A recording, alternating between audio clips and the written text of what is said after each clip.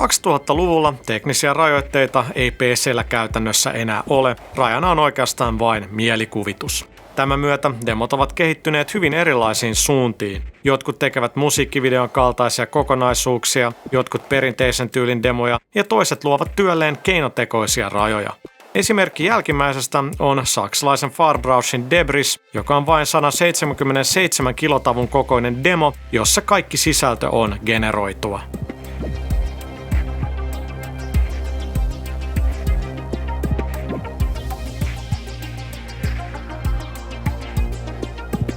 Generatiivinen 3D-maailmoitteinen tekeminen sehän on tietysti semmoinen insinöörityön kikkailunäyte tavallaan siinä ja sitten tulee tuo wow-idea vaan ihan siitä pelkästään ja sitähän demot paljon on, että niin se on tavallaan rajoitteiden murtamista ja tämän tyyppistä asiaa ja tällä hetkellä tietysti kun kaikki on mahdollista, niin jotta sä voit saada haasteita, niin sun pitää tarkoituksella rakentaa niitä raja-aitoja tai siis seiniä siihen, että sä saat vaan niitä hauskoja häkkeritapahtumia tapahtumaan, että pakottaa sen juuri 4 kiloa tai 64 kiloa, kunhan saadaan vaan haasteita, koska nykyisin ei ole niin paljon haasteita tavallaan PC-platformissa. Että.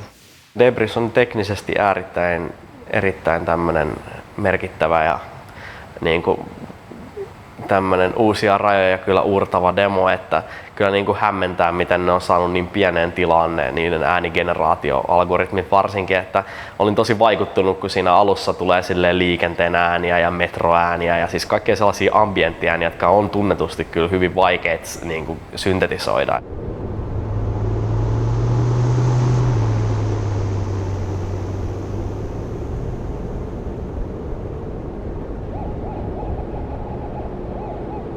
Kyllä pakko ihailla, että ne on tehnyt tätä niiden demotyökalua aika pitkään, eli se on tehty semmoisella Werkzeug 3 se demo, eli niillä on semmoinen ihan graafinen editori kyllä, että se on, ei tarvitse sentään koodia ihan niin paljon nyplätä kuin mitä muilla groupeilla ehkä tässä työmetodissa, mutta kuitenkin pakko ihailla, että se on aika monipuolinen, että varsinkin tekstuurigeneraatio ja modelligeneraatio on aika hieno siinä, että siinä on käytännössä kuitenkin sellainen kokonainen kaupunki tai kaupungin osa saatu luotua ja se demon tyyli varsinkin, kun se viittaa hyvin selkeästi Dark Cityin, tyylisesti vähän Matrixistakin ehkä haettu mallia pariin kohtaan siinä, niin siinä on kyllä tosi hieno juttu, mistä mä dikkaan, että silleen niin kuin välillä vaihtuu perspektiivi valvontakameroihin ja sitten taas takas niin kuin tämmöiseen kertojakameraan, joka vaan leijuu siellä maailmassa vapaasti. Et siinä on semmosia tosi hyvin just sitä niin kuin sellaista tosi abstraktia narratiivia tukevia keinoja, millä niinku pikkuhiljaa rakennetaan sit fiilistä ja sitten se murtuu kerralla, kun ne sillat tulee ja pistää kaiken hajalle siinä maailmassa ja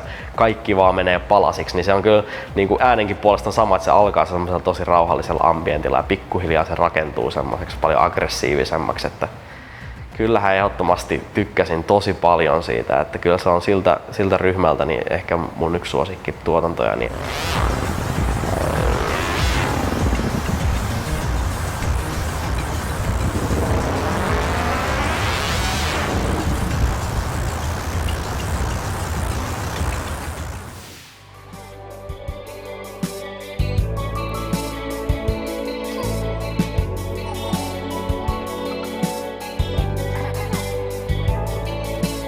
Monenlaisia mielipiteitä herättävä kreikkalainen ASD eli Andromeda Software Development edustaa enemmän efektivapaata animaatiota sekä mielikuvituksellisia sommitelmia sisältävää demolinjausta. ASDn demon nähdessään tietää aina, kuka on asialla.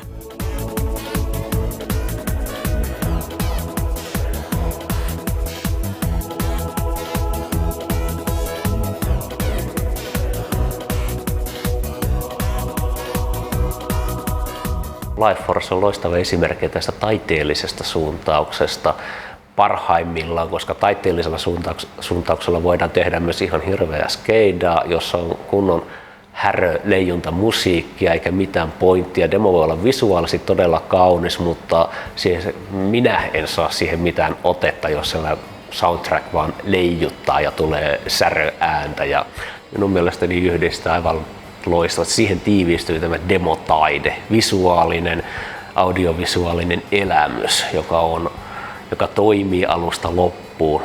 On yksi kokonainen teos, missä ei ole mitään saumoja, ei rajoja, ja se viehättää. Sillä mielikuvituksen rikkaudella, mitä siinä esiintyy. Se on nimenomaan todellista digitaalista taidetta.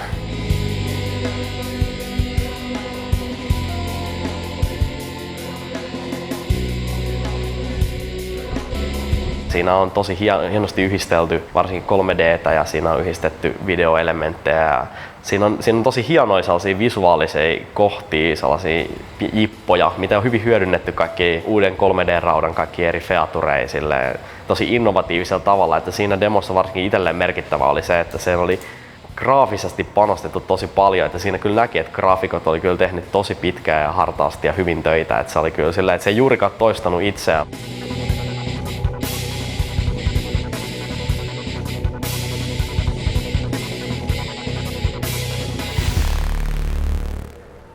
Joskus vanhojen partojen pitää tulla takaisin ja näyttää, kuinka homma tehdään. Andromeda-ryhmä teki paluun vuonna 2008 ja julkaisi tuolloin yhdessä Orbin kanssa tehdyn Stargazer-demon, joka huokuu old school-fiilistä. Tämä näkyy demon efekteissä, kuuluu musiikissa ja tuntuu kokonaisuudessa.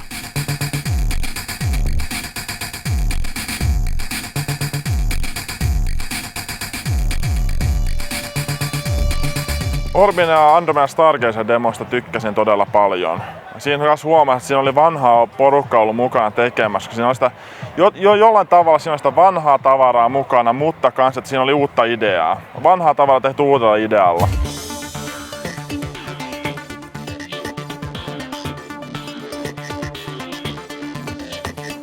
Juuri Stargazerin perinteinen nykyaikaan päivitetty tyyli on tehnyt demosta niin suositun. Stargazer oli pelkästään, se tuli silleen oikein kunnon seinän takaa, että oho, Andromeda tekee paluun. Että tää oli tämmönen merkittävä 90-luvun alussa vaikuttanut Amiga-demoryhmä, jonka Amiga-demojen suuri fani on kyllä aina ollut, että on kyllä aina tykännyt siitä niiden tyylistä.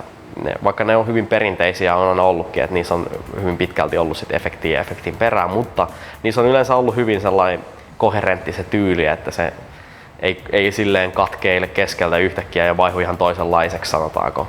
Et Stargazerissa eniten varmaan vaikutuksen teki se, että ne oikeasti pystyi tekemään niin kuin nykyaikaisella raudalla sellaisen demon, joka kuitenkin esteettisesti aika paljon niin kuin pisti silleen, niin kuin kyllä viittauksia sinne 90-luvun Amiga-tyyliin. Että se oli vähän niin kuin 90-luvun alussa tehty demo, mutta vaan niin kuin aivan niin kuin nykyään koneilla. Et siinä oli kyllä tosi vaikuttavia efektejä.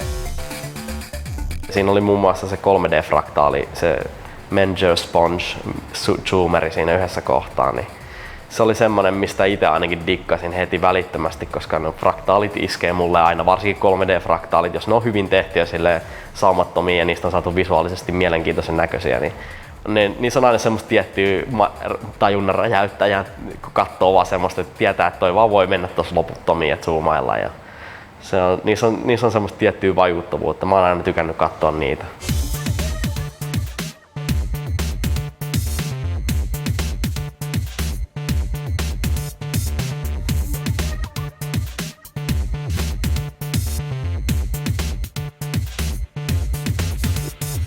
Stargazerissa eniten mä diggaan siitä just, että se on niin kuin demo. Siinä on älyttömän siistejä ja päräyttäviä efektejä. Siinä on toki myös niin kuin mageet 3D:tä mukana, mutta siinä on tosi voimakas biisi ja ihan niin kuin selkeät erilliset partit. Et siinä ei ole yritetty rakentaa mitään juonta tai sellaista, että joku samanvärinen kuutio leijuu läpi se koko demo tai mitään muuta älytöntä. Et siinä on vaan siistejä efektejä toisensa perään ja se on mun mielestä demos kaikista tärkeintä. Sitten kun se vielä toimii kokonaisuutena, niin se on hyvä.